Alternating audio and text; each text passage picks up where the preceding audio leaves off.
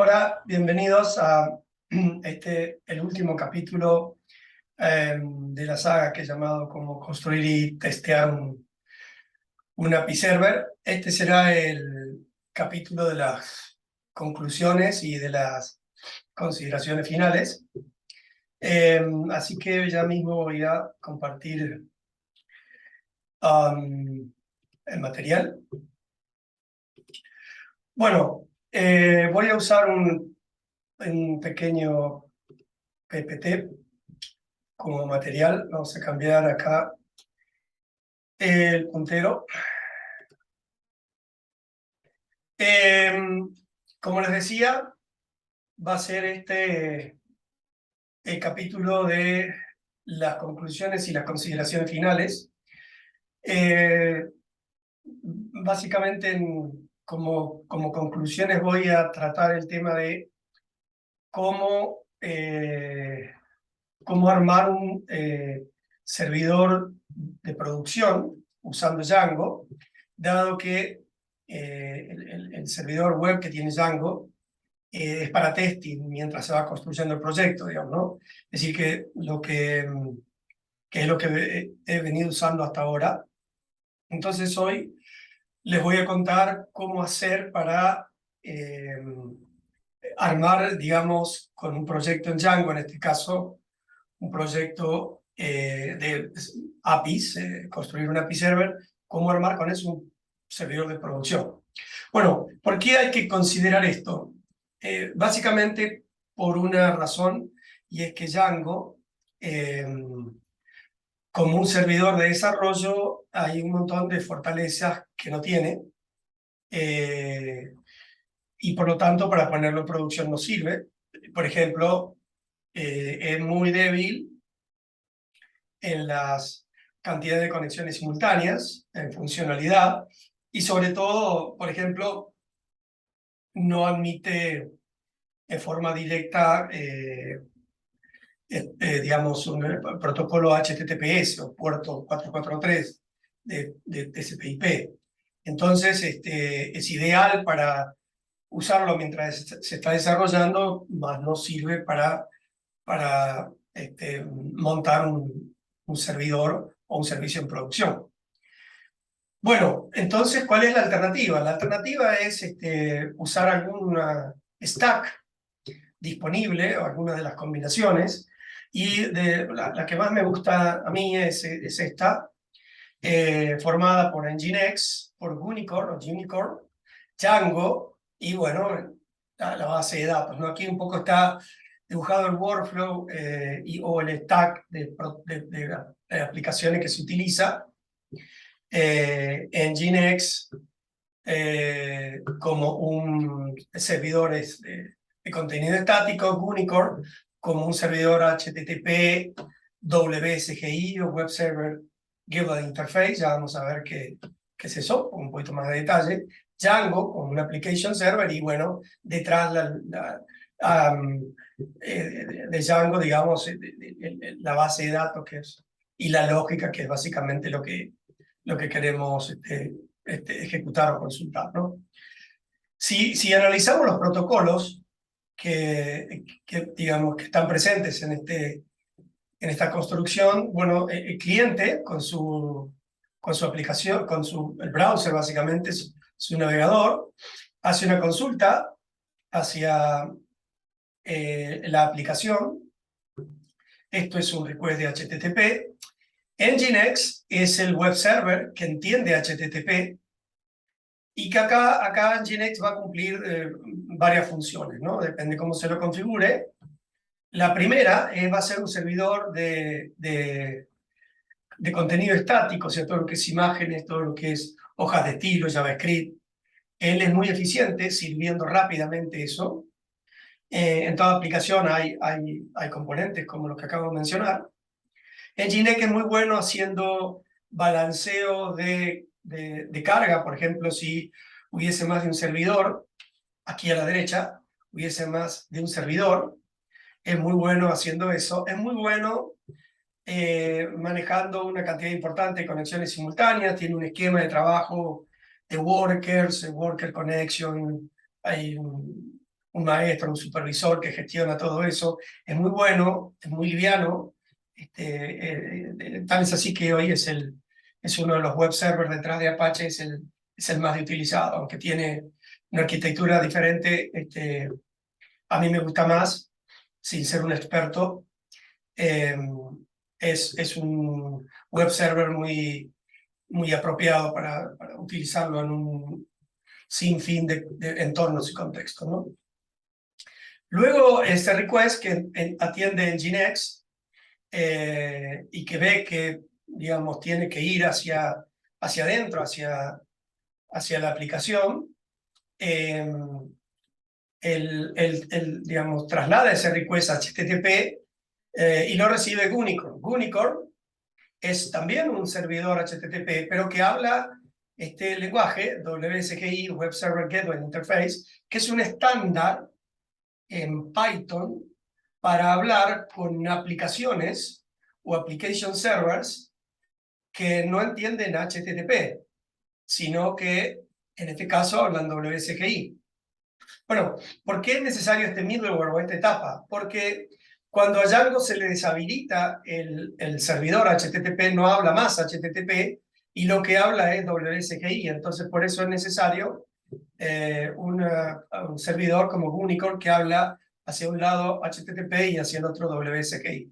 Y luego está Django como el application server, es decir, la aplicación que atiende la lógica, que consulta la base de datos, que tiene en definitiva toda la funcionalidad que prepara y sirve el contenido dinámico de la aplicación que estamos construyendo. En este caso, de nuestro server API. Digamos, este es un poco el stack de protocolos y los protocolos que funcionan en esta construcción que, repito, a mí me gusta mucho para construir servidores en producción.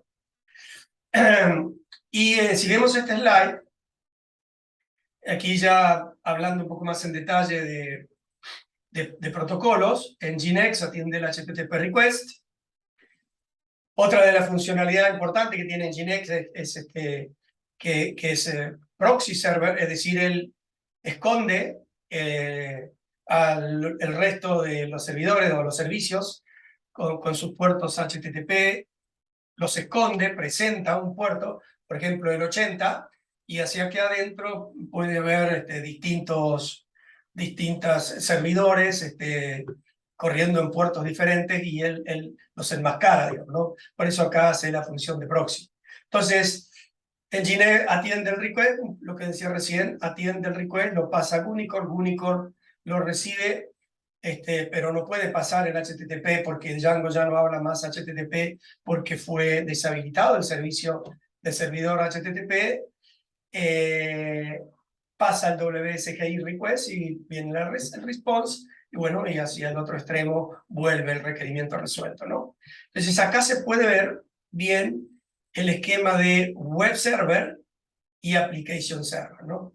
Es importante esto porque allí hay una división de funciones. El web server se encarga de las peticiones HTTP, de servir contenido estático, de hacer de proxy, de hacer un load balancer entre más de un servidor application server, y el application server es el que resuelve, como decía, la lógica, consulta la base de datos, etcétera, etcétera, es decir, para resolver las peticiones de contenido dinámico que tiene nuestra aplicación.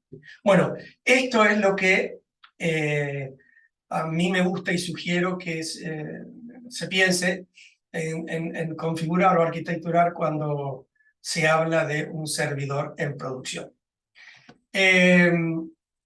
Esas son las conclusiones, como las consideraciones finales de este proyecto, que he llamado como construir y testear un API Server, y que desarrollé en 10 capítulos específicamente.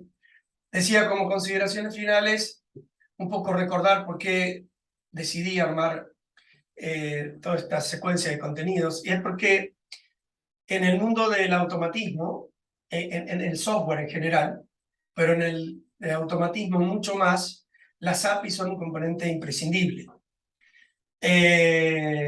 pero no solo API REST o API HTTP, que es lo que más encontramos en el mundo del desarrollo de software.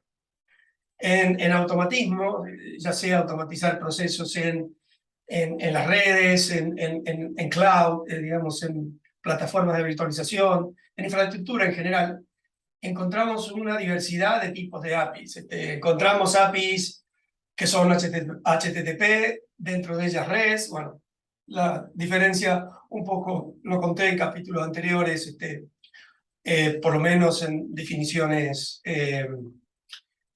básicas en cuanto a la cantidad de verbos que soportan, el famoso CRUD, create, read, etcétera, etcétera. O get, post, patch y delete, put, algunas también. Bueno, sino que hay también APIs de tipo no HTTP. SNMP es un protocolo de gestión de redes y eso es un API. Repito, un API no HTTP. Hay otras APIs que son HTTP, pero no son REST, es decir, utilizan un solo método. Utilizan POST como único método. Entonces, a través del body, a través de algunos parámetros en el header, se diferencia una operación de la otra. En definitiva, en el mundo del automatismo, el tema de APIs es clave, es vital, es básico, es fundacional. Por eso es que tomé la decisión hace un tiempo de armar una saga como esta y presentárselas en 10 capítulos. ¿Mm? Bueno, para ver un poquito esto sobre nuestro proyecto, vamos al proyecto y vamos a hacer algunas consideraciones aquí, ¿no? Por ejemplo, como siempre, el servidor de Django, el servidor de desarrollo, recuerden, lo convocamos siempre con run server, y si no le damos server, si no le damos más parámetros, que eso se le arrancaba en el localhost, en el puerto 8000, de tal manera que si yo hacía, por ejemplo, localhost, aquí teníamos, ¿sí?, lo que les contaba en el capítulo 9 sobre la interfaz gráfica. Acá tenemos nuestro API server a través de la interfaz web, sobre todo en las tablas. Entonces, esto es lo que sucede cuando está corriendo el Django como servidor HTTP. Pero, como no es lo que usamos, Django como HTTP server, sino que usamos una combinación de Nginx más Gunicorn, por los motivos que expliqué recién. Entonces, por ejemplo, simplemente un pequeño ejemplo. Esto es Vine. Lo que voy a hacer es levantar la aplicación. A ver, esta aplicación que está aquí, ya no está el servidor Django levantado, por lo tanto no funciona. Entonces voy a levantar la misma aplicación a través de Unicorn, la voy a levantar en el puerto 80 y cuando se activa Unicorn, yo les decía que Unicorn habla con Django como Application Server a través de WSGI, y entonces lo que hay que pasarle aquí como parámetro es el punto de entrada o el punto de comunicación entre Unicorn y Django, y esto no es otra cosa que el famoso file o módulo de Python llamado WSGI. Para eso está. Deberán profundizar si quieren al respecto, es decir, saber más al respecto. Aquí levanta el HTTP server de Unicorn en el puerto 80, no más en el 80, en el 8000 como recién. Y ahora, si hiciéramos la misma prueba, obviamente no necesito el puerto 80, el 8000, sino que simplemente esto, o lo mismo que esto, ¿sí? y aquí levanta perfectamente la aplicación, perfectamente entre comillas, viene el contenido dinámico, sin embargo, no está presente todo el formato, es decir, las hojas de estilo o el formato de la interfaz gráfica claramente no se ve, y eso sucede porque aquí pueden ver en los mensajes not found, o sea, todos los archivos, tanto como les contaba, la hoja de formatos o la biblioteca que usé para la hoja de formatos propia, o la hoja de formatos que usé de la biblioteca Bootstrap, como les contaba en el capítulo anterior, imágenes, no las encuentra. Y no las encuentra porque aquí Gunicorn no está funcionando como un servidor de contenido estático. Eso es lo que va a hacer Nginx cuando lo configuremos. Para eso hay que considerar en el módulo settings de nuestro proyecto, ¿sí? Yo lo agrego acá para que lo tengan en cuenta. Hay una sección que es la de static files, y en estos momentos, o en los momentos en que Django actúa como servidor de desarrollo, él hace todo. Él es un servidor HTTP, sirve contenido estático, sirve contenido dinámico, es web server, es application server. Y hay una sentencia que le dice que el contenido estático lo ubique dentro del base dir, o sea, donde separa donde definimos nuestro directorio principal. A partir de ahí, el directorio API Server Static, que es la aplicación principal cuando se crea el proyecto, o la aplicación con el mismo nombre del proyecto, con directorio estático. No es otra cosa que esto que está acá, digamos, ¿no? Bueno, cuando se le pasa el control a Unicorn, lo que hay que es quitar esto y habilitar esta otra sentencia dentro del settings, que es transforma una variable de entorno que es static root. Es decir, Unicorn cuando funcione lo que va a entender es este static root, que es exactamente el mismo contenido, ¿no? A partir del base dir, bueno, que busque aquí porque es definitiva donde va a encontrar el contenido estático Unicorn para que no pase esto que están viendo acá, digamos, ¿no? Que le faltan los formatos. Bueno, otra cosa importante, voy a salir de aquí, otra cosa importante es que cuando monten el servidor de desarrollo, perdón, de producción, lo que van a tener que hacer una vez que habilitan esta instrucción y quitan esta, es ejecutar un comando que se llama collect static. Esto es Python 3, manage collect static, y static, y lo que va a hacer es, va a agarrar o va a tomar todos los módulos o archivos que él considera de contenido estático, fonts, todo lo que es la presentación del panel de administración, si se recuerdan, comenzamos en los primeros capítulos a manipular eso, a manipular datos, digamos, porque no teníamos la aplicación, la interfaz gráfica. Entonces, todos esos files, él los considera de contenido estático, los va a colectar de todo el proyecto y los va a poner dentro del directorio que está referenciado aquí, API Server Static, lo va a poner aquí. Entonces debajo de Static, fíjense, aquí tenemos 3 directorios, Bootstrap, CSS e imágenes, agrega un cuarto que se llama admin, en este caso un cuarto que se llama admin, ahí va a poner todo lo que él encuentre y que considere necesario tener como contenido estático, y entonces va a quedar listo para trabajar con un servidor HTTP que no sea Django, sino que, por ejemplo, sea Unicorn, ¿sí? Unicorn barra Nginx, en este caso Nginx, como contenido estático, ¿sí? Entonces, eso es un poco lo que hay que considerar, modificar cuando deje de utilizar Django como servidor HTTP y solo él sea el application server. El web server va a estar entre Gunicore y Nginx. Recuerden que Gunicore solo aparece aquí como un middleware por la necesidad que tenemos de comunicar Nginx con Django. Django, cuando se le deshabilita la función de HTTP server, no entiende HTTP, Nginx no entiende WSGI, y en el medio el traductor es Gunicore, ¿sí? By the way, escrito en Python. Bien, eso con respecto al proyecto. Con respecto a la documentación,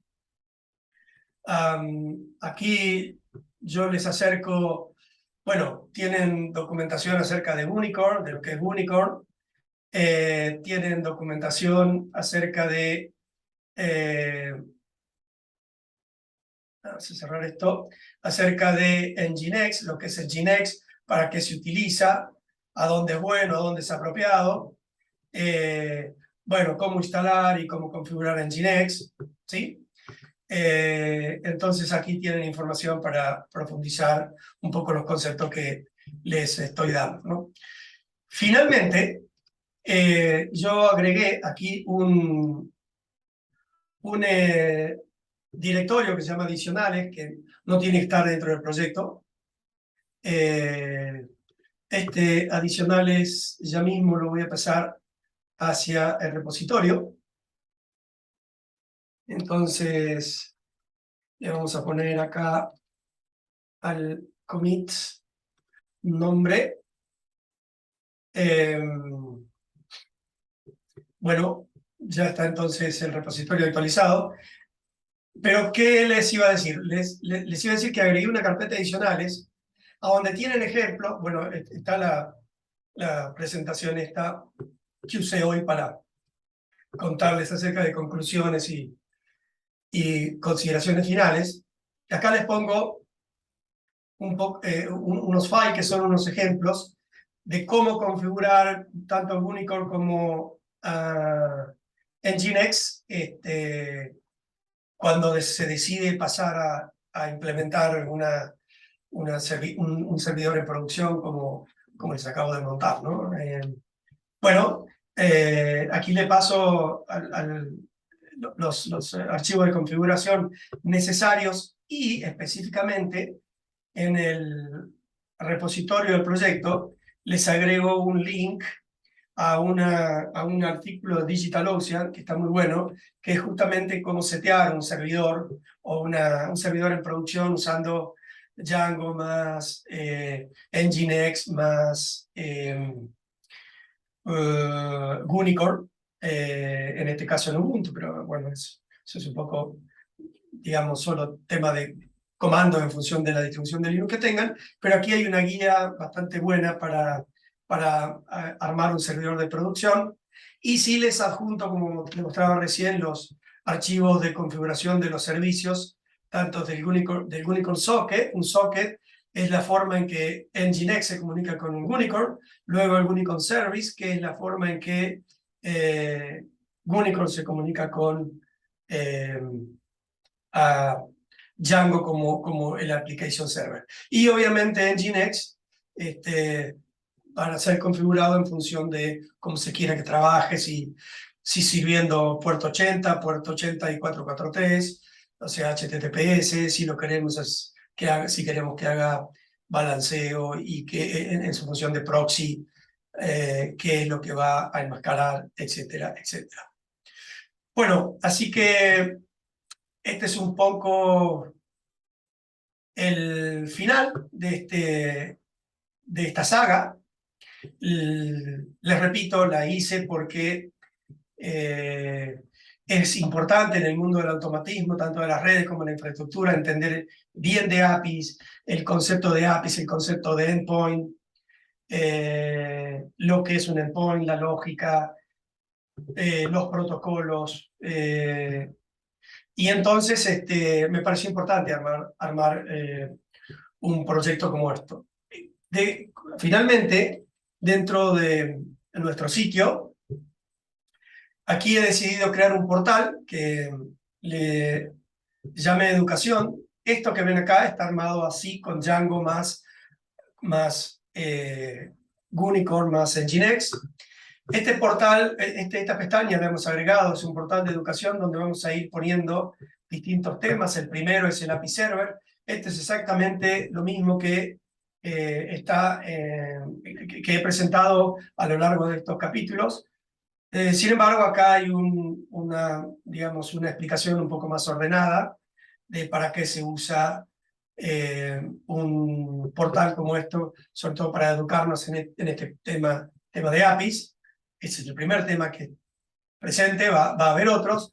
Bueno, las tablas, cómo pueden ustedes luego a través de Python o de Postman o de Java o lo que quieran agregar o consultar o hacer calls a los endpoints y probar el funcionamiento del API Server, sea que lo armaron ustedes o que ya está armado. Acá están los endpoints, ¿sí? Y específicamente también hay uno que es el API Test, que es, aquí lo presento, que es a través de este URL ustedes pueden nuevamente de Postman, desde Python o desde lo que estén usando para escribir ese request, apuntar a este URL y lo que va a hacer el URL es devolverles como un espejo exactamente lo que están pasándole al request o en el request, y de esta manera van a poder ver ustedes si eso es lo que está esperando el servidor de API que están intentando utilizar, digamos, ¿no? Así que ese es el objeto de este nuevo portal que está en nuestro sitio, exactamente en la pestaña Educación. Bueno, eso es todo. Han sido 10 capítulos y los veré en el próximo tema, en la próxima saga o en el próximo video de contenido. Gracias.